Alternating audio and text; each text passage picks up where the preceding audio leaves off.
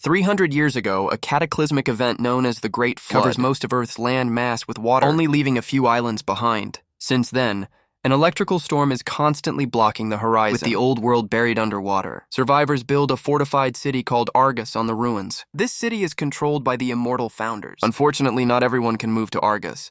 The founders take advantage of people's desperation by forcing them to participate in speedboat races. Known as storm riding, each island sends 2 riders, and the winner gets to move with all their people to Argus. The losers get their island stripped bare, and their people are cast into the sea. Islanders believe that one day a chosen rider will set them free. On Fig Island, Neb sees all the posters and catchy advertisements from Argos, promoting the race and even offering sponsorship. Then he goes to help the team in charge of the boat that will represent the island in the next race. His friend Anna shows him a collection of Hammerhead posters and shares the story. Legend says Hammerhead was struck by lightning, that he saved his island, and that he never lost a race. Some people believe he broke through the storm on the horizon and reached the other side. Others think he crashes the races from time to time so he can win a palace for all islanders. Other people don't think he's real at all. Anna thinks this could be Neb and her someday. But her father Lazarus tells them they don't need legends because they have him. He says goodbye to his daughter and kisses a photo of his late wife. Before getting ready for the race, one of the mechanics reminds him that once he gets to Neptune's rock, he'll only have 10 seconds to break away.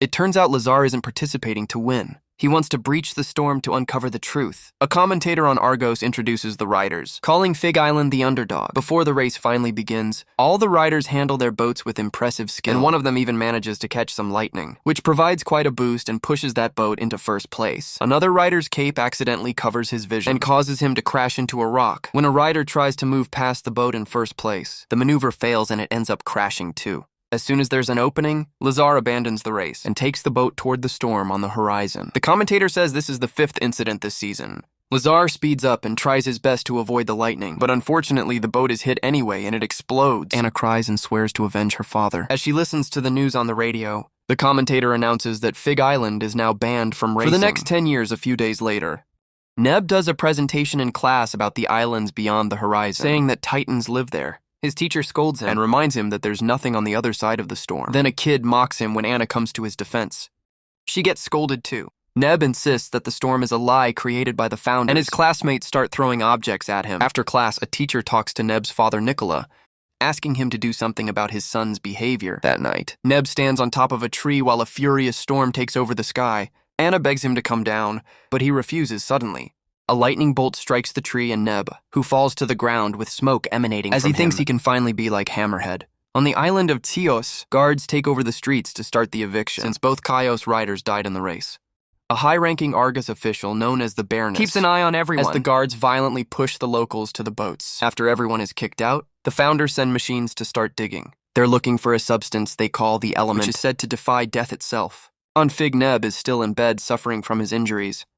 Desperate to help his grandfather, Dita decided to do something he swore to never do again. With an axe, he slashes a tree's branch and gathers the blue liquid that comes out of it. Then he puts this liquid on Neb's eyes, causing him to have a vision of Hammerhead sailing into the storm. Neb's eyes also turn stormy.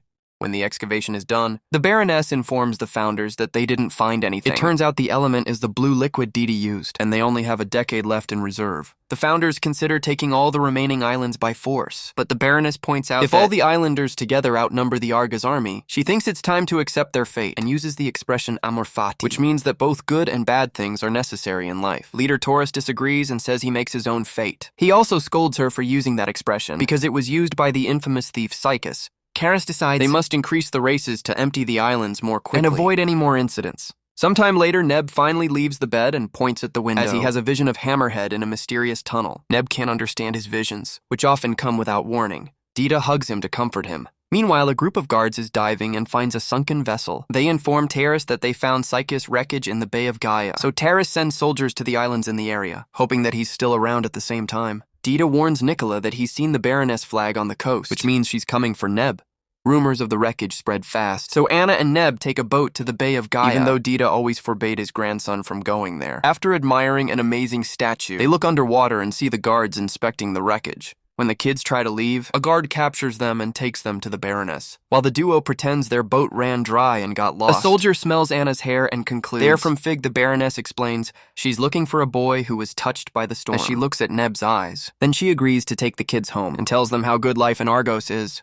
She also says that those touched by the storm can see through the cracks of time. In their own destinies, the Baroness gives Anna a compass, explaining that taming your own fears makes a big difference. When the Baroness drops off the kids on Fig, she says Neb is a rider and not a farm boy, so a sponsor will be waiting for him when he grows up. Afterward, Dita tells the kids that he planted his tree the day Neb was born, and it contains Psychus, the last Titan. So they have a special bond in Argus. Taurus meets with a scientist who has finished replicating a key. He puts it on his wrist and uses it to activate a machine remotely, saying he'll bring a bigger storm. The lights are turned on for a few seconds before the machine loses the connection and shuts down. Furious Taurus throws the scientist off the tower. Meanwhile, Dita opens a hole in the wall and pulls out a box he had many years ago. He stares at the original machine key, while having a vision of his younger self arriving on the island. 10 years pass, and Anna and Neb are now in a romantic relationship. Neb deals with his visions every day, but he still doesn't know what they mean. He tells Anna that one vision is of her on Gaia wearing a red dress, so she replies by whispering a promise in his ear. Since this year the ban ends, Anna is practicing to join the race. Neb admits he's afraid of losing her, and Dita asks him what he's seen in his visions, but Neb refuses to answer. That night, Neb sees Anna riding into the storm to avenge her father, which kills her. A desperate Neb tries to return to the tree during a storm, but Dita stops him one morning. The Baroness returns to Figgy, and Dita spits on the floor when he sees her. He insists that Neb shouldn't ride, but the Baroness thinks it's Neb's choice to make, and gives him 1 year to decide if he wants her sponsorship. In the end, Neb decides to join the race. Just to protect Anna, and Nicola helps him work on the boat. In the meantime, all the people who were kicked off their islands and survived are now living in the landless sea. Their children were born in boats and have never stepped on actual ground. They can only watch as the machines keep going from island to island, destroying the land without finding anything. After months of preparations, all the chosen riders are allowed to enter Argus for an orientation talked by Larry. They're reminded of the rules and the fact that compasses won't work near the storm. Not to mention they'll be fighting inertia. After the meeting, Anna convinces Neb to ride with her to the storm, and they kiss to seal their promise. At the same time, Taurus chooses a mighty warrior to be a bombhead, which is the name of the riders who kill for the founders during races. Taurus tells him to start with the riders from Fig. In the afternoon, the race finally begins. Anna and Neb are so desperate to clean their island's name that they immediately take the first place. For the first few minutes, the race goes normally, but soon, Bombhead guides his boat toward an opponent's vessel and destroys it. The race goes on normally again for a few more moments, and Anna stays in first place. When they reach the final stretch, Bombhead attacks again, but misses Anna because she's moving fast, and he ends up destroying a different boat. When Anna sees an opening, she leaves the race and starts riding toward the storm. Both Neb and Bombhead immediately follow her, and as they approach the storm, Hammerhead surprisingly joins them. A lightning bolt suddenly strikes Hammerhead's boat, and he disappears, because he's actually a vision that only Neb is having. Anna is getting too close to the storm, so Bombhead speeds up and crashes into her boat. Neb comes out of his vision too late, and is devastated to watch his girlfriend drown. He jumps into the water and begins to swim toward her, but Bombhead rides past him to hit him. For a few seconds, Neb floats without control, while seeing the vision of Anna in the red dress. At the same time, Taurus is terrified to have a vision of Hammerhead appearing next to him. After the race, Neb is thrown into a cell.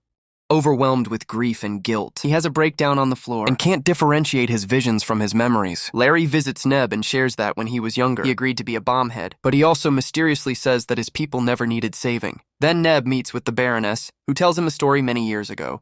After the world drowned, the members of Operation Titan explored the oceans in search of hope. Eventually, they found this archipelago where islanders believed they were protected by the blood of the goddess. Gaia, the founders, renamed it the Element and founded Argos, a place where they could abuse the element to become immortal. Keras took the technology that was supposed to protect an endangered environment and instead used it to create the storm that kept the islands trapped. He then started to dig to have an endless amount of the element for himself, so the islands were getting crushed and drained. Psychus got tired of this and stole the key before running away. He couldn't cross the storm and ended up on Fig, where he adapted the name Dita and started a new life. After the story, the Baroness gives Neb the compass she retrieved from Anna's body and sends him home in Fig. Neb confronts Dita, calling him out for all the lies. Dita says he did it to protect him, but Neb doesn't listen later. Neb buries a tree in Anna's name. Then he talks to Nicola, who explains that Dita often disappeared, but never told him anything. What Dita did teach him was how to be part of the storm. In its center, there's a dancing bolt that supposedly can take any person to the other side, but Nicola was never able to catch it because of his visions. Neb thinks Hammerhead did catch it, and he wants to try too. Nicola tells his father that Neb is ready, so Dita gives him the key and teaches him about the phrase Amor Fati. Before leaving, Neb takes Anna's tree.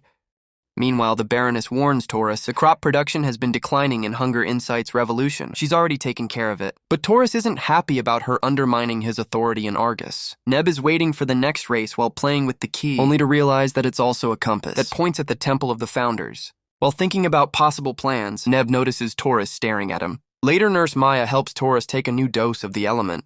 Taurus tries to be friendly with her and asks her to keep an eye on Nebby. In the meantime, Neb asks Larry to teach him how to catch lightning. They go out together on the boat, and Larry guides Neb on how to use the speed accordingly. Neb suddenly has a vision of crashing his boat into bombheads, but thankfully, he snaps out of it just in time to avoid crashing in reality. Larry tells him he needs to tame his fear or he'll never win. When Neb returns to the city, Maya looks at his old scars. While they chat, Neb casually shares that the woman he loves is in a tree in his room. Maya then takes him to the temple and asks the priest to help him with his injuries, but they refuse because they believe he's the one who will breach the storm. Neb notices a bunch of plants being drained for the element and decides to leave later on the street.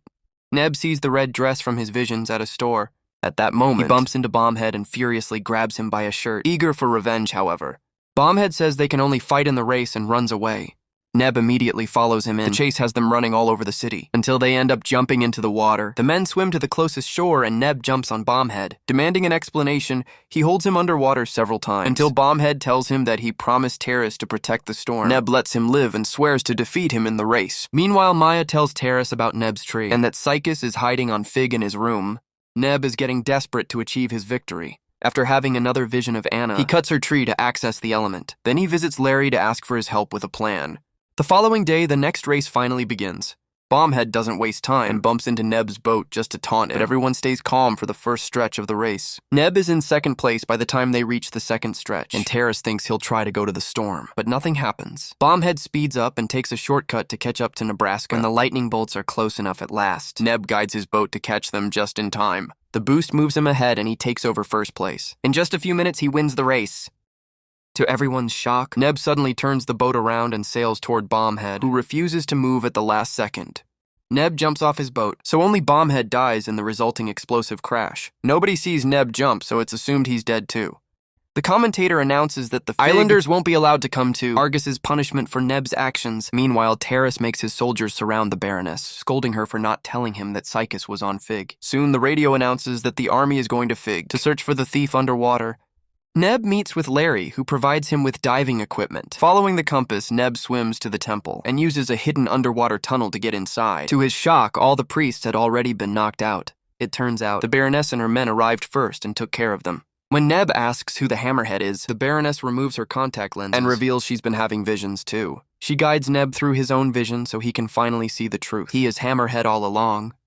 The vision showed Neb in the future, so Dita and the Baroness spread the stories until he was ready to embrace his destiny. With a boat and gear prepared by Larry, Neb leaves the temple under his new identity. When the Baroness returns to the main chamber, she discovers that Taurus has killed all the other founders. An argument ensues, but Taurus gets distracted when he sees Hammerhead sailing away. Soon crowds are gathering on the city walls to cheer for the legendary hero, but this also means that Bomb had another soldier start chasing after him. Once the enemy is close enough, Hammerhead captures Lightning on his boat and uses Larry's modifications to shoot it back, destroying all his opponent's vessels with a single attack. At the same, the army opens fire to start destroying Fig Island. Dita watches the destruction as he whispers a more fatty. Meanwhile, Hammerhead manages to enter the storm and captures any lightning bolt that gets too close. Not a single bolt manages to stop him, and soon he makes it to the other side. Hara sees this on the radar and realizes his reign is over. On the other side, Hammerhead finds a large island and a building with a machine, creating the storm using the original key. He turns off the device, and the storm finally disappears after years of terror, as citizens celebrate all over Argus. Terra says a more fatty before jumping to self-delete. Hammerhead admires the clean sky and remembers Anna's promise. She'd wear the dress after the storm disappeared. Before leaving, he throws the liquid from her tree on the dry ground to reawaken it. A flashback reveals that the Baroness retrieved Anna's body from the sea and revived her with the element. Hammerhead goes to the coast of Gaia and finds Anna waiting for him in the red dress.